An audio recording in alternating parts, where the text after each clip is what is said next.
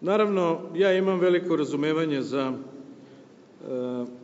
stavove predsjednika vlade Aleksandra Vučića.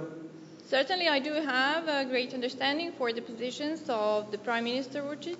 Imajući u vidu da i pored svih ovih rezultata i uspeha koje sam pomenuo, da je svakoga dana izložen neopravdanim kritikama, raznim podmetanjima i stvaranjem nezdrave političke atmosfere, koja čak nije samo politički usmerena, nego se tiče i njegove porodice.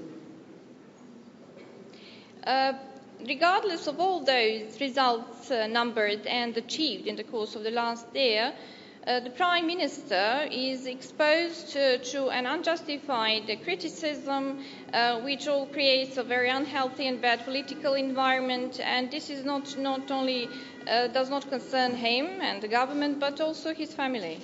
U tom smislu razumem i njegovo razmišljanje o tome da li je potrebno održati i vanredne parlamentarne izbore u ovoj godini. In this context, I also fully understand his dilemma and considering whether to call snap elections or not.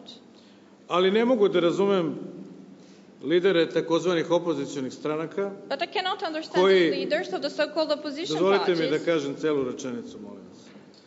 Ne mogu da razumem s druge strane lidere opozicije koji se kao zalažu za izbore, a Boga mole da ne bude izbora, koji traže navodno izbore i prave ovako političku atmosferu, a znaju da će propasti na tim izborima. I mislim da to stvaranje političke nestabilnosti pre svega nije dobro za Srbiju.